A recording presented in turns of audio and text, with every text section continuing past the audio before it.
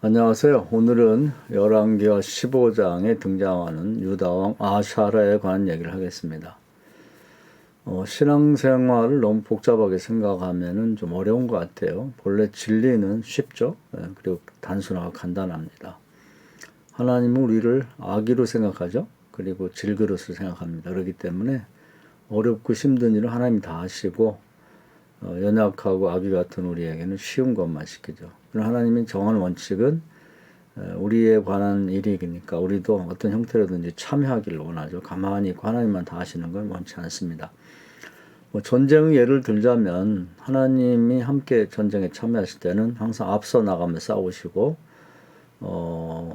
우리 성도된 연약한 우리는 그 뒤에 쫓아가면서 하나님이 싸우시는 걸 응원하고 또 전쟁에 승리하시면 그 전리품을 수고하도록 그렇게 조치하고 계시죠. 이것은 세상의 비유를 들어도 마찬가지일 겁니다. 할아버지하고 손주하고 가면은 4살, 5살 먹은 손주에게 뭘 일을 시키지 않죠. 잠이 자고 싶으면 또 업어서 재워주고, 또 대소변이 마려우면 하여튼 화장실을 찾아주고, 배고프면 먹이고, 애기가 할아버지한테 아빠 엄마한테 해주는 건 없지만 사랑하기 때문에 원하는 걸 다 들어줍니다. 하나님도 마찬가지 우리를 자식으로 생각하죠. 그래서 우리가 하나님을 아버지라고 부르기 때문에 하나님하고 함께 다니면 어렵고 힘든 일은 다 하나님 아시죠. 심지어 우리가 죄를 져도 죄값을 하나님이 대신 치러주시는 이런 모습을 볼 수 있습니다. 그렇기 때문에 신앙생활 자체는 굉장히 쉽다 이렇게 생각하고, 또 하나님은 우리를 사랑하시기 때문에 외아들까지 주셨는데 뭘 아끼겠냐 이런 로마서 8장 말씀을 비춰볼 때 우리가 하나님한테 특별하게 뭘 해드려서가 아니라 하나님께 구하면 뭐든지 해주신 하나님이다 이렇게 믿고 하나님 앞에 나오는 게 좋겠습니다. 어떤 사람들은 내가 하나님한테 한 게 없어서 미안해서 못 구하겠다 이렇게 얘기하는데, 어린 자식이나 손주는 엄마나 아빠에게 또 할아버지 할머니가 해준 게 없죠.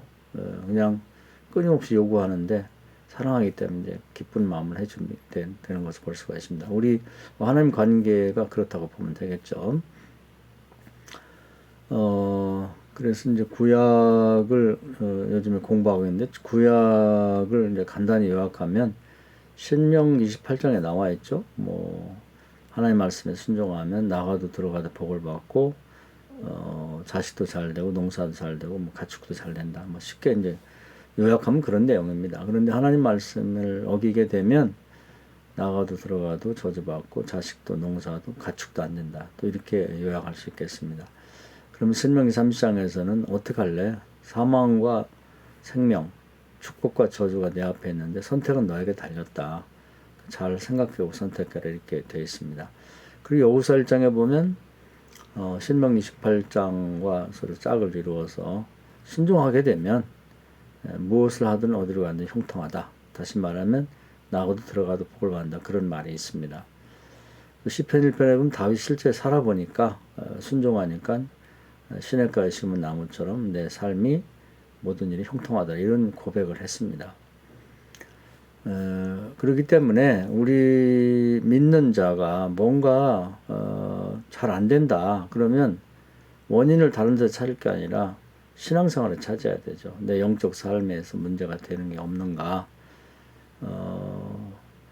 요한 3서에 보면 그런 말이 있죠. 영혼이 잘 되면 범사가 잘 되고 강건하다. 그렇게 되어 있습니다. 그러니까 건강에 문제가 있다. 강건함과 반대가 이제 아픈 건데, 그러면 육체 문제라기보다는 영혼이 잘 되면 당연히 건강해야 되는데 뭔가 문제지. 그러면 이제 영혼에서 뭐가 문제가 있나, 다시 말하면 신앙생활에 뭐가 문제가 있나를 찾아봐야죠. 영혼이 잘 되면 범사가 잘 된다고 하는데, 범사에서 우리 일상생활에서 뭐가 안 된다. 자녀가 안 되고 사업이 안 되고 하여튼 가족 간에 불화가 있고, 근데 범사에서 여러 가지 일에서 문제가 생기면 딴 데서 원인을 찾을 게 아니라 나의 신앙생활에 뭐가 문제가 있나 거기서 찾아야 된다. 거기서 해결이 되면 그 다음에 이제 범사가 잘도 강건하게 되는 거죠. 우리가 예수님도 세상 비유를 많이 들으셨는데 예를 들어서 집안에 여러 가지 가전제품 많죠. 뭐 냉장고, 세탁기, 무슨 전자레인지, 하여튼 에어컨 다 있습니다. 이제 이런 것들이 전기만 잘 들어오게 되면 이제 다 잘 돌아가죠. 근데 만약에 전기가 끊기게 되면 다 안 됩니다. 한 가지도 안 되는 거죠. 그러니까 우선 뭔가 잘 안 돌아가게 되면 이제 전기를 확인하고 전기부터 연결해서 잘 나오도록 해야 됩니다. 이제 성령을 통해서 우리 영혼이 잘 된다고 하는 게 바로 그런 뜻입니다. 그래서 스가랴에서 보면 심과 능으로 육체의 심과 능만 안 되고 뭔가 육체의 심과 능으로 안 되는 일이 발생하면 영혼에서 하나님의 성령의 도움 받는지 안 받는지를 거기서 확인하라. 그런 뜻으로 읽어도 되겠습니다. 자, 오늘 이제 열왕기하 15장인데요. 거기 보면 여기 아사라는 사람이 나와요. 근데 이 사람에게 이제 문제가 생겼습니다. 이 사람을 보면 한번 성경을 확인해 볼까요? 북쪽의 왕인 여로보암 제27년에 유다 왕 아마스의 아들 아스라가 왕이 됐다. 남쪽에는 아스라가 왕이 됐다는 얘기가 나옵니다. 근데 그 사람은 나이가 16세 때 왕이 돼가지고 50년간이나 다스렸다는 거. 오랫동안 왕 노릇했죠. 그런데 이 양반에게서 다른 50년 동안 별의별 일들이 많이 있었겠죠. 그런데 하나님은 영적인 문제만 딱 다루고 있습니다. 그건 뭐냐면 5절에 보면 여호와께서 왕을 치셨으므로 그가 죽는 날까지 나병 환자가 되어 벌궁에 거했다 이렇게 되어 있습니다. 그러니까 사람으로 태어나서 이제 왕이 되면은 최고의 어떤 축복을 받았다고 봐야 되겠죠. 권력과 명예와 권세를 다 갖게 되니까. 그런데 병이 걸렸다는 거죠. 그러니까 우리가 공식처럼들 얘기하는 영혼이 잘 되고 범사가 잘 되고 강건해야 되는데 강건함에서 문제가 생긴 겁니다. 그랬으면은 이게 본래는 신앙생활 잘하면 영혼이 잘 되면 범사가 잘 되고 강건한 것이 원칙인데 당연한 건데 왜 이 불치의 병인 나병화가 됐느냐, 이 병이 걸렸나 하는 것입니다. 그 이유가 있겠죠. 신앙생활에서는 심은 대로 거두기 때문에 원인 없는 결과는 없는 것이죠. 그 결과를 거꾸로 추적해 보면 반드시 그 원인이 있다고 하는 것입니다. 근데 성경은 그걸 계속 밝혀놓고 있죠. 그래서 이제 신명기 18장으로 다시 가보면 뭔가 저주라고 생각하는 특히 저주라고 할 때는 사람의 힘으로 잘 안 되는 문제를 만났을 때 저주라고 합니다. 요즘도 병이 의술이 많이 발전했다고 그러지만 그 현대 의학으로 고치지 못하는 병이 많습니다. 저도 그런 몇 년 전에 병이 있었는데 예를 들면 귀에 이명이 생겼다. 이거 일주일 이후에 가면 병은 못 고친다고 그럽니다. 아예 평생 안고 살으라고 그러는 거죠. 이런 병은 하나님 영적인 문제를 좀 잘 짚어보고 회개할 거 회개하고 하나님께 치유받아야죠. 예를 들면 눈에 관해서도 안과 기술이 많이 발전했는데 수정체의 문제, 그러니까 그 눈에 백내장이나 이런 게 문제가 생기면 그걸 여하튼 벗겨내고 새로운 걸 끼우기도 하고 또 심지어는 그 눈 아래에 있는 물이 문제면 물을 빼고 새로 넣기도 한다고 그래요. 전문 분야니까 깊이는 모르겠습니다만은 그런데 눈에서도 특히 이제 녹내장이라고 하는 것은 고치지 못합니다. 그것은 눈의 시신경이 죽기 때문에 그걸 어떻게 고칠 수가 없다고 그래요. 눈을 새로 만들어서 끼우는 기술이 발전하기 전까지는. 그런 문제는 이제 여기 지금 아사라 왕이 걸린 문둥병과 다를 바가 없는 거죠. 그러면 이게 이유 없이 그렇게 됐겠냐? 그게 아니라는 거죠. 그 바로 앞에 보면 원인이 나와 있습니다. 4절에 오직 산당은 제하지 않았다. 그 3절에 보면 아사라가 그 아버지 아마스의 모든 행위들을 여호와 보시기 정직히 행하였으나 오직 산당은 제거하지 아니하였으므로 백성들이 여전히 그 산당에서 제사를 분향했다. 이게 이제 문제가 되는 것입니다. 그래서 이제 문둥병을 왜 걸렸느냐. 믿는 자는 당연히 영혼이 잘 되면 범사가 잘 되고 강건해야 되는데 강건함이 문제가 생겼다 그러면 거꾸로 추적해 볼 때 영적인 면에서 잘못됐다는 거죠. 그래서 그것이 뭔지를 밝혀놓고 있죠. 여기 산당의 문제는 아주 심각합니다. 십계명은 율법 중에서도 이제 대표적인 법으로서 세상식으로 말하는 헌법에 해당되는데 그 중에서도 가장 치명적인 범죄가 두 번째 계명인 우상을 만들거나 절하지 말라는 건데 다른 건 다 잘했어도 이 두 번째 계명을 어기게 되면 이건 뭐 용서받기 어려운 죄죠. 그래서 결국은 이제 그것 때문에 이 문둥병이 걸린 것이죠.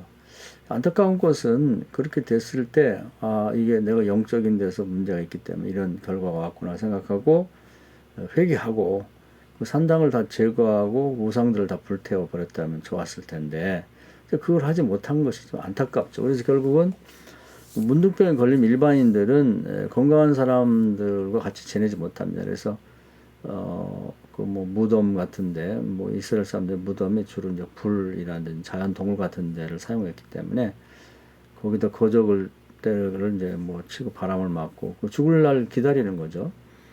근데 이제 왕이기 때문에 차마 그렇게는 못하고 아들에게 권력을 이양하고 별궁을 만들어서 거기서 거주하면서 뭐 정수부터 발바닥까지 온통 그 침 무르고 따가운 그런 문둥병을 앓면서 이제 죽을 날을 기다려 죽었죠. 안타깝죠. 네, 그런 점에서 이제 이것이 일종의 하나의 뭐 우리 공식에 입각한 사례라고 생각한다 그러면 열왕기 상하를 보면 이제 그런 얘기들이 계속 나옵니다.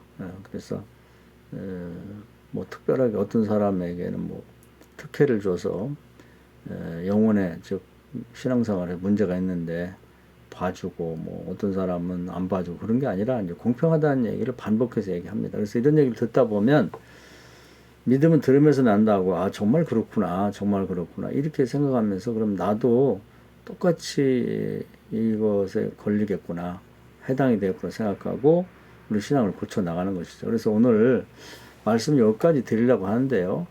신앙생활을 너무 이제 복잡하고 어렵게 생각할 것이 없이 그 영적인 문제를 늘 살펴서 육신에 뭐 병이 있다든지 범사가 잘 안 되면 자기 신앙을 한번 되돌아봐서 거기서 뭐 그 원인이 있다고 생각하고 그걸 고치면 됩니다. 그러면 나머지는 이제 하나님께서 해결해 주시죠. 그런데 그걸 고치지 않게 되면 그냥 여기서 문둥병 걸리면 이제 그거 가지고 평생 살다가 죽게 되는 거죠.